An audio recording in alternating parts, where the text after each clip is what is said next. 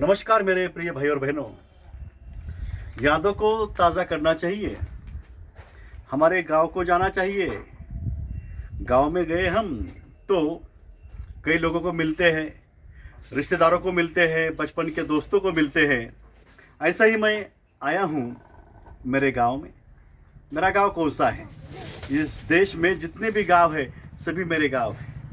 मेरे रिश्तेदार कौन है, देश में कहो या दुनिया में जो भी है सभी मेरे रिश्तेदार हैं, क्योंकि मानवता हमारा धर्म है। हम गांव की बात कर रहे हैं, बचपन की यादों को मैं ताज़ा कर रहा हूँ। मेरी फूफू यानी मेरे पिताजी की बहन, खामसवाड़ी, तहसील कलम, जिला धाराशिव, महाराष्ट्र, यहाँ पर हम देख रहे हैं, महसूस कर रहे हैं। जहाँ पर मैं हूँ ये इधर कुछ साल पहले यहाँ पे यह राम मंदिर यहाँ पे हुआ है। वो राम मंदिर हम देख रहे हैं जो कि वहाँ पे नहीं था। अब ये वाड़ा जो है मेरी फूफू का वो हम देखेंगे। वो तो नहीं यहाँ पे नहीं था, क्या था? नई जगह पे वो रहने के लिए गए हैं, उधर रहेंगे, वो रह रहे वहाँ पे। लेकिन कुछ साल पहले मैं यहाँ पे आया, कुछ तस्वीरें निकाली, वीडियो रह गया। कुछ तो भी था वहाँ पे, जो वाड़ा था यहाँ पे, ये पुराना घर। अब क्या है, किसी को बेच दिया है, वो यहाँ पे रह रहे हैं, अच्छी बात है। लेकिन यहाँ पे हम आते थे, मैं आता था, दुख काले की छुट्टी हो, दिवाली की छुट्टी हो, हर साल यहाँ पे मैं आता था। और बहुत इतना प्यार पाता था मैं सभी रिश्तेदारों से, वो महसूस कर रहा हूँ मैं। चलो देखते हैं, लोग कहे थे कि इतिहास हुआ है, क्या नहीं हुआ है। इसे मराठी में रांझण बोलते हैं। उस समय की याद यहाँ पे है, यानी प्रूफ चाहिए होता ना कि उस समय ऐसा था क्या नहीं। अब ये वाड़ा जिसे बोलते हैं मराठी में, ये पुराना घर।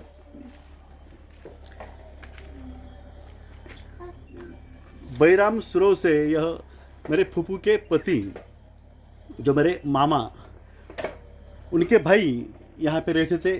कांतराव या जिन्हें कांता बोलते हैं, उनके भाई यहाँ पे रहते थे। और मेरे फूफू जो है यहाँ पे रहते थे। अब ये हम आपको बता रहे हैं कि ऐसा था। भागो। अब देखेंगे यहाँ पे क्या है।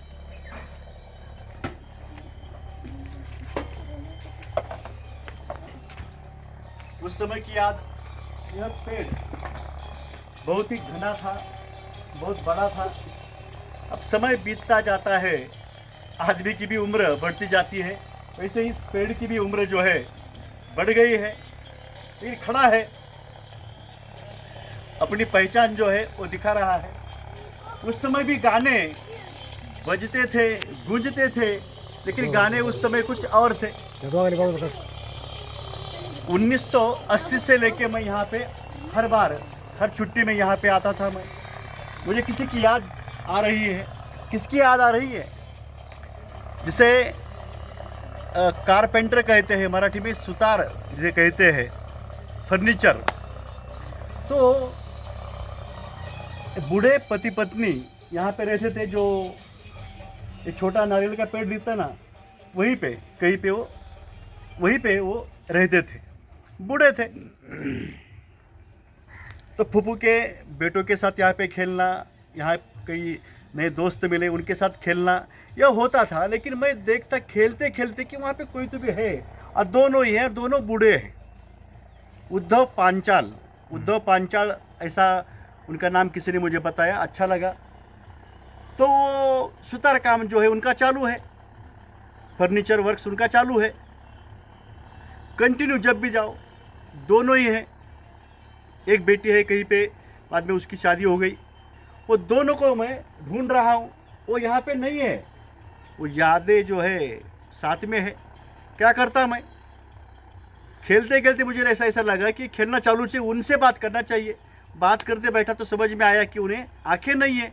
आंखें नहीं, लेकिन उनकी आंतरिक दृष्टि जो है बहुत अच्छी थी। वो बहुत ही सुबकता से और उत्कृष्टता से जो है सुतार काम करते थे। कई जो औजार है वो तैयार करते थे, उनको मैं नज़दीक से महसूस करता था। इतना लगाव, इतनी चाहत हम में बढ़ गई कि कुछ खाने को यहाँ पे जो फूफू देती थी उसमें से कुछ या उनको बाद में बता के उनको लेके देने का, उनको खिलाने का। बाद में जब बड़ा हो गया, नौकरी लग गई, फ्रूट्स लाए फूफू के लिए तो उनको लिए भी फ्रूट्स लेने का और उनको देने का। मैं सीख गया कुछ उन लोगों से, सुतार काम कैसा करना चाहिए, कैसे परखना चाहिए, कैसा तराशना चाहिए। मैं अध्यापक हूँ तो छात्रों को तराशते समय मुझे याद आता है कि मैं ऐसे इतने अच्छे तरीके से कैसे तराश सकता मैं छात्रों को, उनके व्यक्तित्व में इतना अच्छा निखार क्यों आता है। तो ये बचपन से जो देखा है, महसूस किया है, इसका भी बहुत अच्छा असर ये हुआ है। बोलते रहेंगे हम, बातें करते रहेंगे। आपको विनती है, कई रिश्तेदार है उन्हें मिलो आप, जो नहीं है उन्हें भी हम मिल सकते हैं, उनके प्रति कृतज्ञता व्यक्त कर सकते हैं। मेरी फूफू जो है यहाँ पे रहती थी, अब नई जगह पे वो रहने को गए हैं, लेकिन उनके पति जो है मेरे मामा वो इस दुनिया में नहीं है। उनकी कई यादें हैं। खेतों में जाते थे हम रखवाली करना, वहाँ पे गन्ने खाना, आम खाना।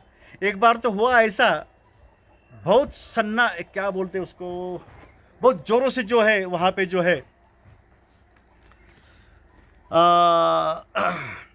हवा आ गई बहुत ज़ोरों से, इतनी ज़ोरों से कि आम जो है पेड़ों से जो है ऐसे टपक पड़े। पड़ते रहे, इतने पड़ते रहे, उसकी मार भी हमको लगने लगी। लेकिन हमारा जो है आम उठाना और हाथ में लेना, ये जो स्पर्धा थी वो ख़त्म नहीं हुई। बाद में हमको समझ में आया कि हमारे जो खिसे होते हैं, पॉकेट, वो भर गए हैं, टॉवेल जो साथ में वो भर गया है। लेकिन बाद में समझ में आया कि ये छोड़ देना चाहिए, क्योंकि हमारे इर्द गिर्द जो है सब तरफ आम ही आम है, पके हुए, जिसे पहाड़ के आम बोलते हैं। वो यादें हैं और भी है, बात में बोलते रहेंगे।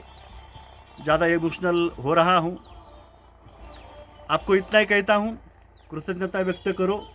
जो जिंदा है उनके प्रति वो तो मैं करते आया, लेकिन जो इस दुनिया में नहीं है ऐसी जगहों पे जाओ।